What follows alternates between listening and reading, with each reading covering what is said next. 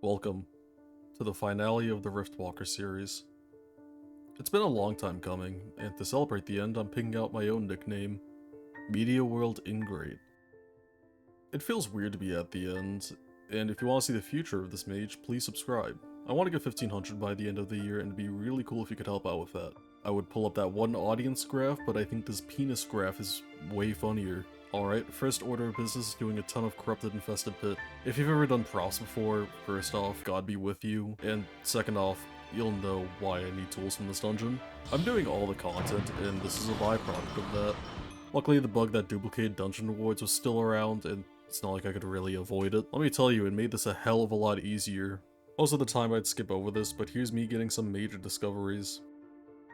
Anyways, now I'm doing Beyond the Grave. It's not a bad quest, but I also wouldn't consider it a good one. Also, you don't have to knock down the pillars to kill the mini-boss here. You can just wreck his shit the normal way and it does the same thing. Also, while I was identifying some random stuff, I accidentally rerolled my 80% Mana Steel Lunar Spine. And it got even better somehow. While on my mission to delay finishing the game, I went to do Corrupted Sandswept Tomb for, again, more tools, when I suddenly found this thing. Judas would be the wand I'd be using up until the end of the game. Most of the reason being that it reminded me of that one Jujutsu Kaisen edit. On the way to enter the dojo, I ended up next to Kira Hive by accident. It reminded me that I hadn't actually smacked Kira yet. Yeah, I think I'll do that later. Nah, I got this. Third time's the charm. Enter the dojo is a pretty good quest. Oh hey, a parkour challenge? The combat's easy, the wiki looks beautiful this time of year. And then I feed a totally real cow some tea. Now it's time to start Dwarves and Dogens. This questline is alright. It's not exactly amazing, but then again, it's quite old. I ended up doing all of them one after the other, and I've done it before, so it didn't take too long. Dwarves and Dogens Part 1 is alright, a bit long for a first quest, but whatever. On the contrary, Part 2 feels kinda short, but it's okay. Part 3 is in my opinion the best one, and Part 4 is kind of awkward because Garaheth looks so fucking goofy. I guess the conclusion is pretty good to make up for it. Fantastic voyage time, and yeah, I don't know. They got an update in 2.0 and improvements, but at the same time it just exists. Time to finish some errands on Focus, the first one being Area of the Recluse.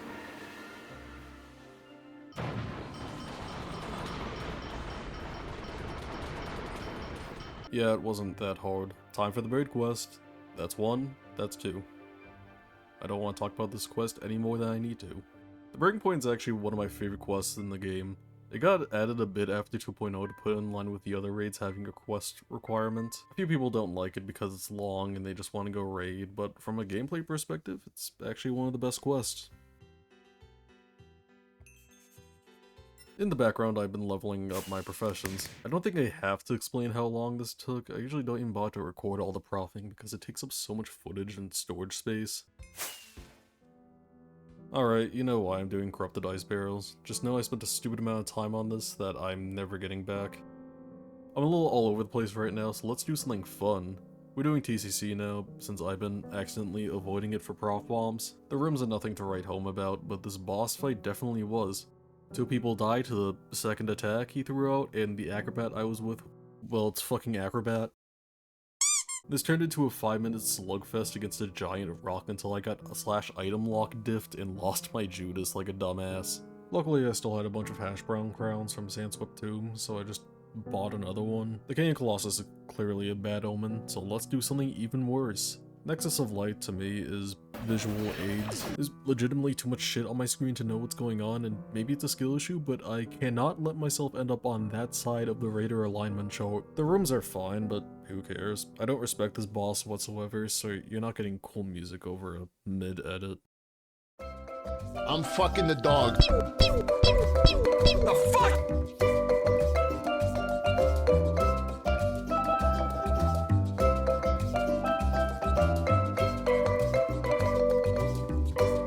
Kaya, please just f***ing go.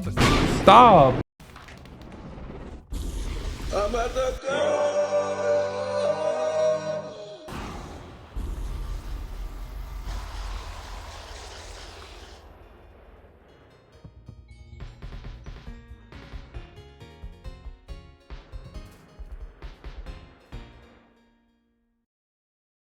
Back to Big Rock Guy, where this one guy bought a fucking gun. I don't know what the hell I'll do against a rock. Well, fuck me, I guess. Anyways, this is the last world event I need to do. The rest of them are in Silent Expanse, and we'll get to those later. Now it's time to do 1,000 Meters Under. There's a world discovery and a secret discovery locked behind this quest. Don't ask. Notice something weird about this block I'm required to right-click to progress? Well, it seems that the NPC fell through the block under itself, and now I can't progress. Mind you, this quest is required to do 100% content. I tried every trick in the Wynncraft book / class, which worlds left the area and came back, and none of it worked. So, along with a grave mistake, this is another quest I can't complete. Well, that's annoying. Also, this quest is whatever. And also I did Royal Trials. Alright, time to fight a living nuisance. Orange Weibel. This boss sucks because you spend half the fight waiting for it to go into its next phase. He also isn't knockback immune, which is annoying when you're playing Riftwalker and your meteors just knock him into the air. It only took 2 attempts, but still, it was a long 2 attempts. Hero of Gavel isn't anything special. To be honest, all the Bamswood quests aren't anything special. Then it teleported me away from the fireworks when I leveled up, but now I'm level 100. With that, there's one last pit stop I want to make before the final stretch. I've beaten her 1,700 times before, what's one more?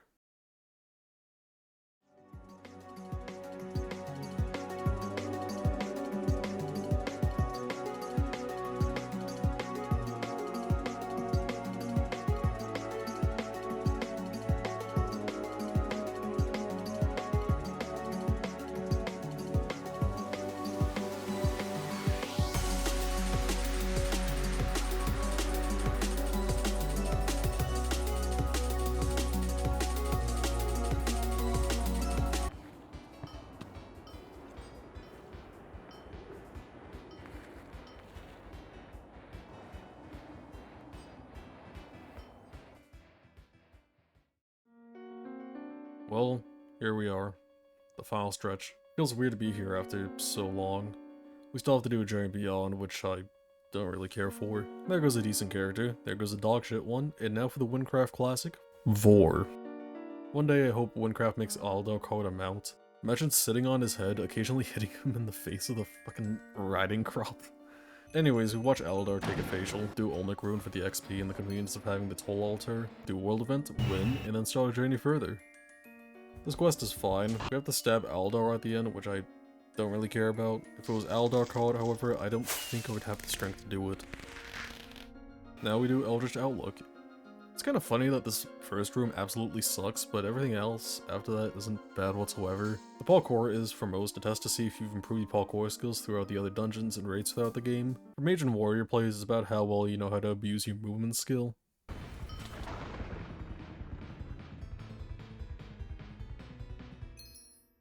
That was fun. Time to stop having fun by doing Point of No Return. It's not that I hate this quest, it's just that it's the only quest in Silent Expanse that I feel can get really repetitive. Mostly because of this parkour that tends to bug out every other attempt. Also, look at this engaging gameplay.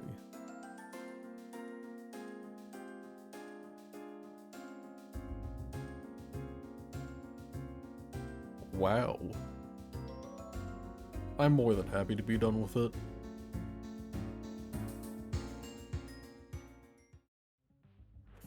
A Hunter's Calling is probably the best quest in the entire game. It's an entire what-if scenario that's pulled off in a much better fashion than whatever the hell the forgery's doing. The quest did get knocked down a peg by the scroll changes, forcing you to sit there and wait in the middle of the quest.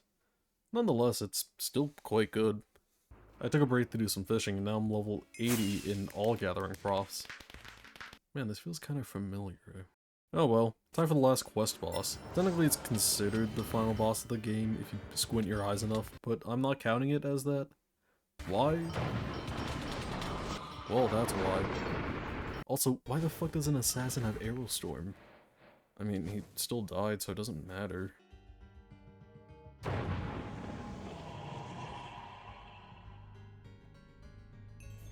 Well, that's all the quests I can do. I have to round up my XP a bit, so I end up running around doing caves and secret discoveries for about an hour.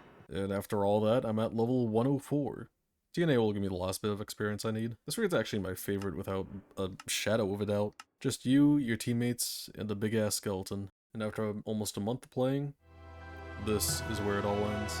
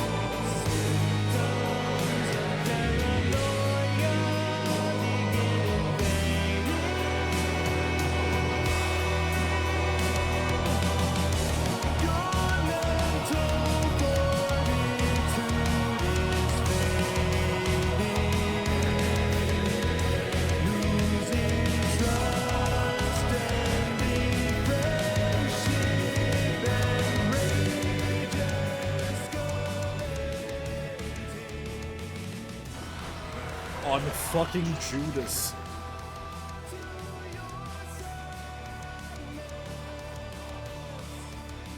Holy shit.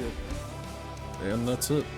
All the raids, all mainline dungeons, and almost all quests.